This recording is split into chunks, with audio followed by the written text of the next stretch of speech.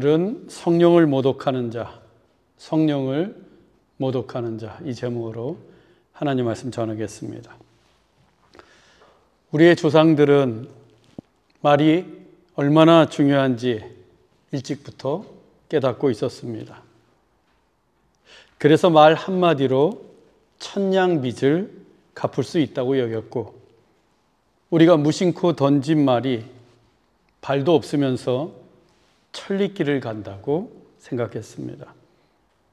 또 낱말은 새가 듣고 반말은 쥐가 듣는다는 속담으로 매사에 말하는 것을 조심하도록 가르쳐 왔습니다.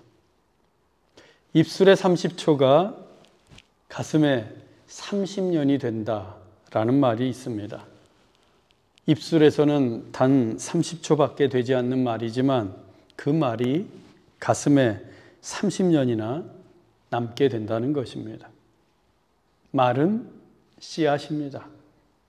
말은 분명히 열매를 맺습니다. 좋은 말은 샘물과도 같지만 독이 되는 말은 폐부를 깊이 찌릅니다. 우리의 말 한마디로 누군가에게 상처를 주고 소망을 주기도 합니다. 그리고 어떤 말은 우리의 운명, 곧 영생과 영죽음을 가르기도 합니다.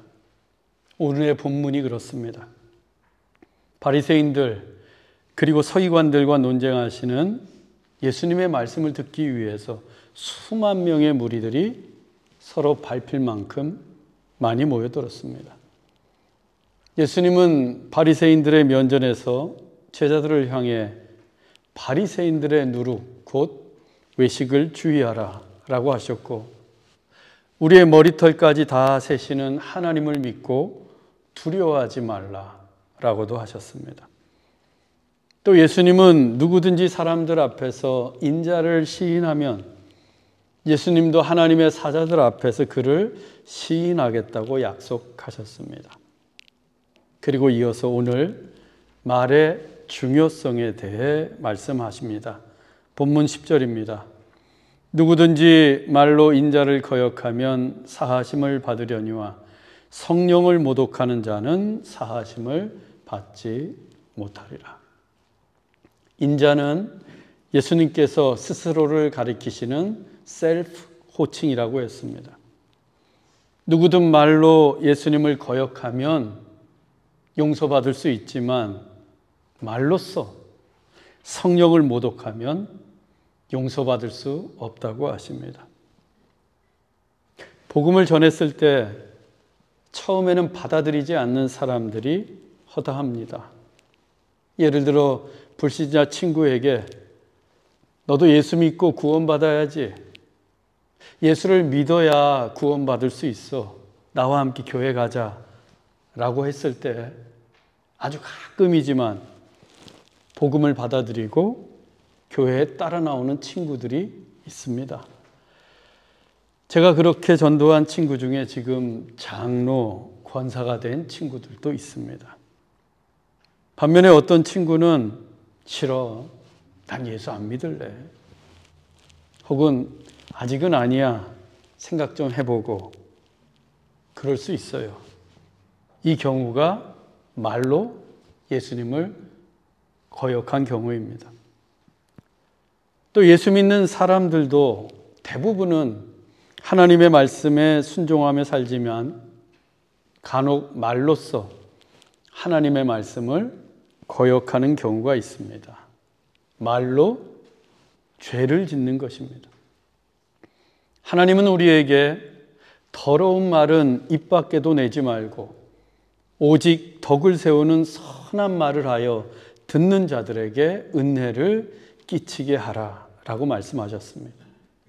더러운 말은 입 밖에도 내지 말고 오직 덕을 세우는 선한 말을 하여 듣는 자들에게 은혜를 끼치게 하라. 그런데 우리는 거짓말을 한다든지 욕설을 내뱉는다든지 말로써 남을 속이거나 협박을 하면서 하나님의 말씀을 거역할 때가 있다는 거예요. 하나님을 믿는 성도들이지만 크든 작든 이 같은 죄를 지을 수 있습니다. 왜? 우리는 여전히 연약하고 부족한 인간이기 때문입니다. 이러한 죄, 말로써 예수님을 거역하고 말로써 하나님의 말씀을 거역하는 죄는 그래도 사하심을 받을 수가 있어요. 언제? 회개할 때. 성령의 인도하심을 따라 하나님께 회개하면 용서받을 수 있습니다. 여러분, 죄를 지으면 어떻습니까? 마음이 무거워요. 나도 알아. 그게 죄인 줄. 생선가시가 목에 걸린 듯 괴롭습니다. 성령님께서 우리의 마음을 만지시기 때문이에요. 어서 회개하라고. 회개해서 죄사함을 받으라고 성령께서 인도하시기 때문입니다. 그때 누구든 성령의 인도하심을 따라 순종하면서 회개하면 죄사함을 받을 수 있어요. 불신자의 경우도 처음에는 복음을 거부했다가 나중에 복음을 받아들이고 성령의 인도하심을 따라 말로써, 즉 입으로 예수님을 시인하고 마음으로 믿어 사하심을 받을 수 있습니다. 그러면 구원도 받고 영생도 얻게 되는 거예요. 성령의 인도하심을 따라 회개하는 게 이렇게나 중요합니다. 우리 둘째 딸 에이미가 5살 때였습니다. 얘가 어느 날부턴가 이 워드롭, 벽장에 달린 큰 거울을 향해서 달려가면서 몸을 던져 거울에 부딪히는 것을 즐겨했어요. 한 번 몸을 던질 때마다 거울은 요란한 소리를 내며 흔들렸는데 그게 그렇게나 재미가 있었나 봅니다. 한 번은 작은 방에 있는 조그맣고 길다란 거울에 몸을 던졌습니다. 결국 그 거울이 크게 흔들리더니 바닥으로 떨어지려고 했어요. 그 찰나의 순간에 제 아내가 몸을 날려서 가까스로 거울이 깨어지는 것을 막았습니다. 벽장 거울이 바닥에 떨어져 깨어지는 것을 한번 상상해 보십시오. 얼마나 끔찍하고 복잡합니까? 사람이 다칠 수도 있고. 그러나 저는 그때만 해도 아이들이 다 그렇지 뭐 하며 참았어요. 그런데 에이미의 거울로 몸 던지기는 멈춤이 없었습니다. 소리는 더욱 요란해졌고 거울이 흔들리는 각도도 더 커져만 갔습니다. 그래서 하루는 제가 그만하지, 그러다 진짜 거울 깨진다 아주 부드럽게 타일렀어요. 그렇지만 에이미는 또다시 발에 시동을 걸며 몸을 잔뜩 움츠리더니 거울을 향해 몸을 날렸습니다. 거울이 튼튼해서인지 아니면 아이의 몸이 가벼워서인지 몰라도 거울은 무사했어요. 저는 재차 타일렀습니다. 에이미, don't do it again. 그런데 우리 에이미가 누굴 닮았는지 초지일관하는 법이 몸에 배어 있습니다. 다시금 거울을 향해 돌진했어요. 그런데 이번에는 전과 달랐습니다. 거울이 요란한 소리를 내더니 마침내 기우뚱하고 떨어지는 거예요. 다행히 제가 재빨리 이번에는 제가 몸을 날려서 그 거울을 붙잡았습니다. 이런 아이 어떻게 해야 합니까? 맞아야 돼요. 이 말귀를 못 알아듣고 고집만 피우는 아이는 혼나야 합니다. 그런데 제가 막 혼내려고 하는 그 순간에 우리 에이미가 제 눈을 바라보며 뭐라고 하는 줄 아세요? 아빠, sorry. 그걸로 끝이었어요. 아이를 혼내야겠다는 생각은 이미 제 머릿속에서 사라졌고 저는 냉큼 에이미를 끌어안고 얼굴을 부벼대고 있었습니다. 마음속으로 다 용서했기 때문이에요. 아빠, sorry. 이 한마디에. 육신의 부모도 이러할진데 하물며 하나님 아버지겠습니까? 아무리 우리의 죄가 크고 진홍빛처럼 붉을지라도 우리가 성령을 따라 회개하면서 하나님 아빠 쏘리 하면 하나님께서 다 사해 주십니다. 특히 붉을지라도 라고 하는 단어가 본래는 하늘에 사무치도록이란 뜻이에요. 하늘에 사무치도록. 우리의 죄가 너무 커서 하늘에 사무칠 정도가 된다고 해도 회개만 하면, 하나님 아빠 쏘리만 하면 하나님이 다 용서해 주십니다. 우리의 죄보다 하나님의 사랑이 훨씬 더 크고 깊기 때문입니다. 하나님의 사랑은 하늘에 사무칠 정도가 아니라 하늘을 덮고도 남기 때문입니다. 얼마나 큰 은혜입니까? 여러분, 죄 짓고 마음이 무거우면 그냥 회개하십시오. 성령의 인도하심을 따라 즉시 회개하시고 죄사함을 받아서 죄책감으로부터 자유할 수 있기를 주의 이름으로 축원합니다. 그러면 모든 죄가 다 사함을 받을 수 있을까? 그렇지 않아요. 본문 10절을 다시 보겠습니다. 누구든지 말로 인자를 거역하면 사하심을 받으려니와 성령을 모독하는 자는 사하심을 받지 못하리라. 성령을 모독하는 자는 사하심을 받지 못하리라. 말로 인자를, 즉 예수님을 거역하면 사하심을 받지만 말로써 성령을 모독하는 자는 사하심을 받지 못한다고 하십니다. 그 유명한 성령 모독죄예요. 왜 예수님은 되고 성령님은 안 되는가? 예수님과 성령님을 차별하시는 건가? 예수님보다 성령님의 권위와 지위가 더 높기 때문일까? 아닙니다. 예수님과 성령님은 삼위일체 하나님으로서 권위와 지위와 능력에 있어서 완전히 동등하시고 동일하십니다. 두 분의 본질이 하나님이시기 때문입니다. 그렇다면 이 말씀이 의미하는 바가 무엇일까? 누군가 처음에는 예수님을 부인하고 거부할 수 있다고 했습니다. 예수님에 대해서 얘기를 해도 도통 관심이 없어요. 그래서 예수님을 믿지 않아요.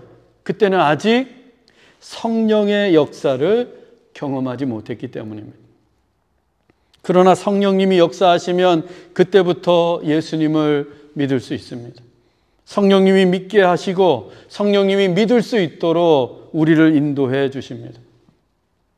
우리가 예수님을 믿게 된 것도 우리의 의지나 감정 때문이 아니에요. 성령님이 우리로 하여금 예수님을 믿고 예수님을 따르도록 인도해 주셨기 때문입니다. 그래서 사도 바울은 이같이 전해주고 있습니다.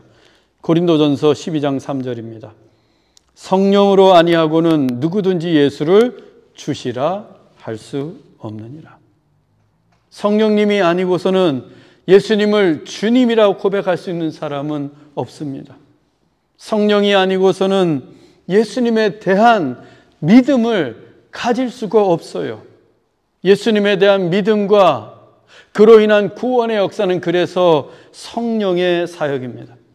그 성령의 역사를 거부하면 예수님을 믿을 수가 없어요. 성령님을 거부하면 죄사함을 받을 길이 없는 거예요. 예수 그리스도를 믿을 수 있는 유일한 통로가 성령님이신데 성령님을 거부하고 그 성령님을 모독한다면 어떻게 예수님을 믿고 구원받을 수가 있겠습니까? 예수님이 십자가에 달리셨을 때 예수님 옆에는 두 명의 강도가 함께 있었습니다. 하지만 둘은 달라도 너무 달랐어요. 한 강도는 예수님을 저주했습니다. 예수님을 놀려대고 비방했습니다. 하나님을 두려워하지 않았습니다. 성령의 역사를 거부한 거예요. 그러나 다른 한 강도는 그를 꾸짖으며 이같이 말했습니다. 누가복음 23장 40절에서 42절입니다. 하나는 그 사람을 꾸짖어 이르되 내가 동일한 정죄를 받고서도 하나님을 두려워하지 아니하느냐. 이르되 예수여 당신의 나라에 임하실 때에 나를 기억하소서. 이 강도는 하나님을 두려워했습니다. 그는 성령의 역사를 받아들였던 거예요. 예수님을 영접하고 예수님과 함께 하나님의 나라에 거하기를 소망했습니다. 그 강도가 어떻게 되었습니까? 내가 진실로 내게 이르노니 오늘 내가 나와 함께 낙원에 있으리라. 성령의 역사를 받아들인 강도는 인생의 그 마지막 순간에 구원을 받게 되었습니다. 이 두 사람의 결정적인 차이가 무엇입니까? 성령을 따르느냐, 성령을 거부하느냐, 성령님께 순종하느냐, 성령을 모독하느냐, 그 차이로 구원이 결정되었습니다. 예수님이 오늘 본문의 말씀을 하신 장소는 바리새인의 집입니다. 그곳에는 바리새인들과 서기관들을 비롯한 수많은 사람들이 모여 있습니다. 서로 밟힐 만큼. 바로 직전에 있었던 사건은 예수님께서 말 못하게 하는 귀신을 쫓아내신 일이었어요. 말 못하게 하는 귀신이 쫓겨나간 것은 예수님께서 성령의 능력으로 행하신 성령의 역사였습니다. 그런데 바리새인들과 서기관들이 어떻게 했습니까? 바알세불을 힘입어서, 귀신의 왕 바알세불을 힘입어서 귀신을 쫓아낸 것이라고 비아냥거렸습니다. 그들의 입술로 예수님이 귀신을 쫓아내신 성령의 역사를 귀신의 왕인 바알세불이 한 것이라고 말도 안 되는 소리를 짓거렸습니다. 이는 명백하게 성령을 모독하는 말이었고 성령의 역사를 거스르는 일이었습니다. 그들도 귀신이 쫓겨나간 것이 성령의 역사, 하나님의 일임을 분명히 알고 있었습니다. 예로부터 귀신을 쫓아내시는 분은 오직 하나님뿐이라고 믿어왔던 바리새인들과 서기관들이었기 때문입니다. 하지만 예수님을 통해 나타난 성령의 역사를 그들은 거부했습니다. 그들은 바알세불을 운운하며 말로써 성령을 모독했습니다. 말로써 성령을 모독하는 죄를 지은 것입니다. 그래서 예수께서 엄히 경고하셨던 겁니다. 누구든지 말로 성령을 모독하는 자는 사하심을 받지 못하리라. 예수님의 이 경고에 그들은 귀를 기울여야 했습니다. 성령을 모독하는 길에서 즉시 돌이켜야 했습니다. 그러나 그들은 끝끝내 돌이키지 않았습니다. 오히려 예수님을 십자가에 못 박으며 영원히 성령을 모독하는 자가 되고 말았습니다. 어떻게 사하심을 받을 수 있겠습니까? 우리들은 어떻습니까? 성령의 역사에 늘 인도하심에 순종하면서 살고 계십니까? 세상에서 돌아서라, 거룩하게 살아라, 하나님께 충성하라, 내 마음과 목숨과 뜻을 다하여 주 너의 하나님을 사랑하고 내 이웃을 내 몸과 같이 사랑하라. 성령님은 계속해서 우리의 영혼에 대고 말씀하십니다. 그 성령의 뜻을 순종하며 따르고 있습니까? 성령의 인도하심을 따라 살아가고 계십니까? 혹 자식 때문에, 사업 때문에, 물질 때문에, 나의 게으름과 나태함 때문에, 이기심과 욕망 때문에 성령님의 뜻을 거스르고 있지는 않습니까? 뭐가 그렇게 복잡합니까? 예수 믿는데 왜 그렇게 핑계와 변명거리가 많습니까? 여러분, 그냥 단순하게 믿어보세요. 성령님의 인도하심을 단순하게 받아들이세요. 성령님께 단순하게 순종하십시오. 그러면 기적이 일어납니다. 성령의 임재를 누립니다. 낙원에 거하게 됩니다. 하늘의 축복이 쏟아집니다. 우리 모두 단순하게 성령님께 순종하는 성령의 사람, 믿음의 사람이 될 수 있기를 주의 이름으로 축원합니다. 이어서 예수님은 이같이 말씀하셨습니다. 본문 12절로 13절입니다. 사람이 너희를 회당이나 위정자나 권세 있는 자 앞에 끌고 가거든 어떻게 무엇으로 대답하며 무엇으로 말할까 염려하지 말라. 마땅히 할 말을 성령이 곧 그때에 너희에게 가르치시리라 하시니라. 이 말씀도 장차 제자들이 당하게 될 고난과 핍박을 염두에 두고서 하신 말씀입니다. 예수님의 제자들이 앞으로 예수님을 전하다가 유대인의 회당이나 나라의 위정자들 혹은 권세 있는 자들 앞에 끌려가 신문을 받게 될 것입니다. 그때 무엇으로 말할까 염려하지 말라라고 하십니다.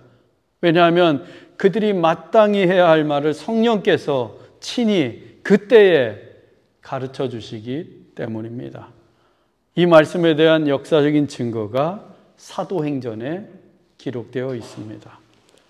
그중 몇 가지 예를 들면 베드로가 성전 미문 앞에 앉아 구걸을 하던 자, 나면서부터 걷지 못하던 그 자의 손을 잡고서 은과 금은 내게 없거니와 내게 있는 것을 내게 주노니 나사렛 예수 그리스도의 이름으로 일어나 걸으라 라고 하면서 일으켜 세운 적이 있습니다. 기적이 일어난 거예요. 날 때부터 걷지 못했던 자가 벌떡 일어나 걷고 뛰면서 하나님을 찬양합니다. 그 때문에 수많은 사람들이 베드로에게 몰려들었고 베드로는 그들에게 예수 그리스도를 전했습니다. 그러자 제사장들과 성전 맡은 자와 사두개인들이 베드로를 잡아서 옥에 가두어 버렸어요. 이튿날 베드로는 대제사장 안나스와 가야바, 장로들과 서기관들이 모인 산헤드린 공회로 끌려가 내가 무슨 권세로 이 일을 행하였느냐 라며 신문을 받았습니다. 그때 베드로가 다음과 같이 답을 했습니다. 사도행전 4장 12절입니다.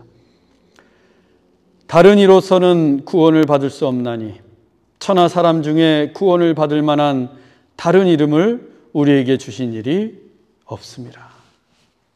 베드로는 옥에 갇히고 종교 지도자와 권세가들이 즐비한 산헤드린 공회에서 신문을 받았을 때에 무엇을 말할까 조금도 두려워하지 않았습니다.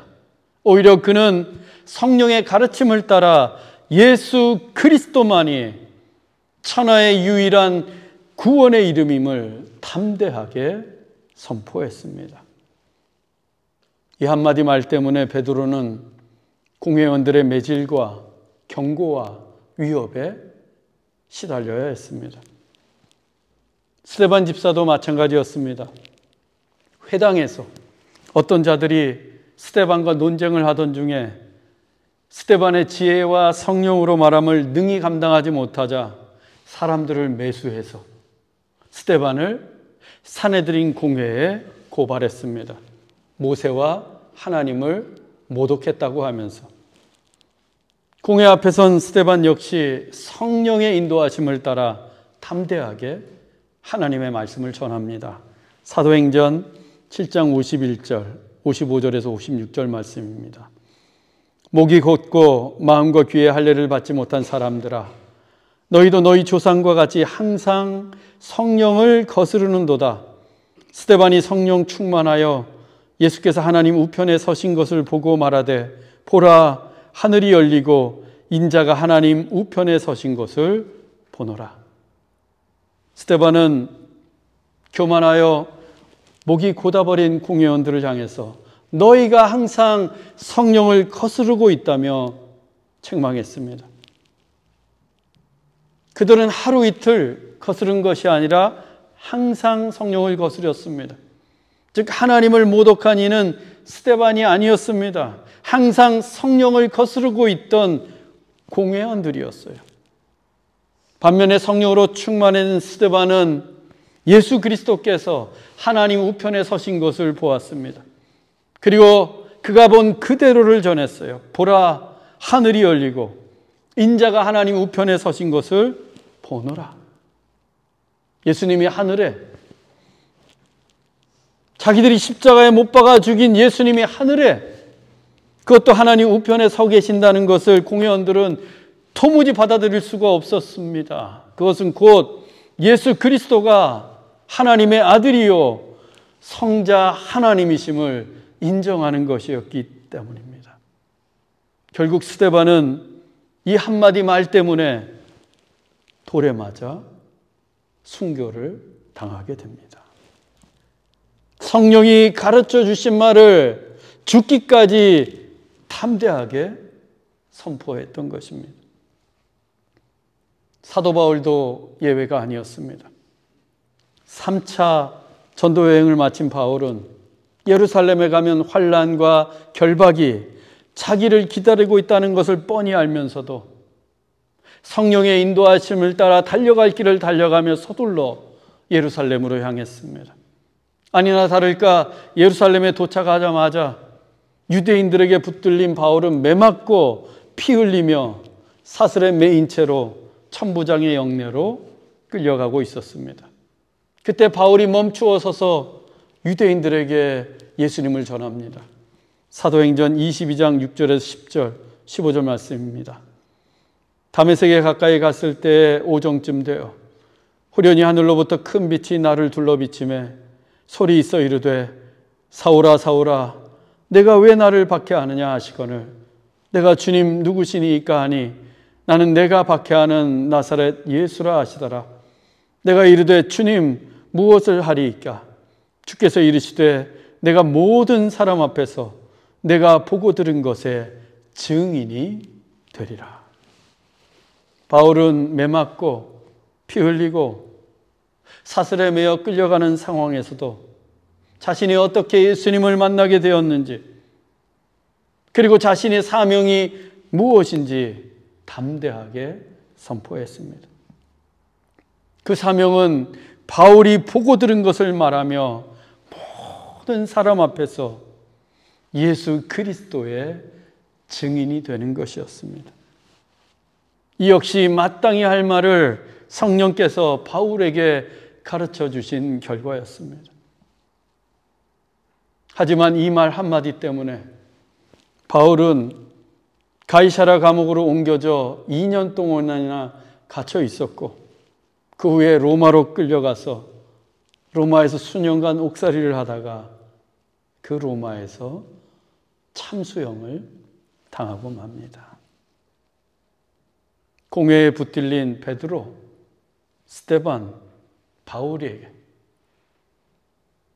그들에게 성령께서 가르쳐 주신 말은 스스로를 변호하거나 그들의 위기 상황에서 빠져나올 수 있는 말이 아니었습니다. 오직 예수 그리스도를 전하는 말뿐이었습니다. 성령의 가르침을 따라 말로써 그리스도를 전했던 베드로, 스데반, 바울은 비록 고난에 처하고 옥에 갇히고 끝내는 순교를 당하게 되었지만 성령의 말을 전했던 그들은 교회 역사의 길이 남을 위대한 성령의 사람이 되었습니다. 말이 곧 그 사람입니다. 말이 곧 존재입니다. 거짓말하는 사람은 거짓말쟁이입니다. 속이는 말을 하는 사람은 사기꾼이요 악한 말을 하는 사람은 악인입니다. 누구든 성령을 거스르는 말을 하면 성령을 모독하는 자입니다. 반면에 선한 말을 하는 사람은 선한 사람입니다. 의로운 말을 하는 사람은 의인이요 복음을 전하는 사람은 전도자입니다. 그리고 성령의 말을 전하는 사람은 성령의 사람입니다. 요즘 여러분은 어떤 말을 하면서 살고 계십니까? 우리가 하는 말에 따라 행복할 수도 있고 불행할 수도 있습니다. 우리의 말로써 성령의 사람이 될 수도 있고 악인이 될 수도 있습니다. 말은 곧 존재이기 때문입니다. 사랑하는 형제자매 여러분, 말로써 성령님을 고백하십시오. 여러분의 입술로 성령의 능력을 찬양하고 성령의 역사를 인정하고 성령의 임재를 소망한다고 말하십시오. 그때 성령께서 우리의 삶에 불같이 역사하시고 성령의 능력을 통해서 우리를 축복해 주실 것입니다. 그리고 성령이 가르쳐 주신 대로 그대로 말하십시오. 우리의 상황이 아무리 어렵고 고단할지라도 성령이 가르쳐 주신 대로 그대로 담대하게 선포하십시오. 그래서 오직 예수 그리스도를 증언하는 성령의 사람으로 살아갈 수 있기를 주 예수 그리스도의 이름으로 축원합니다.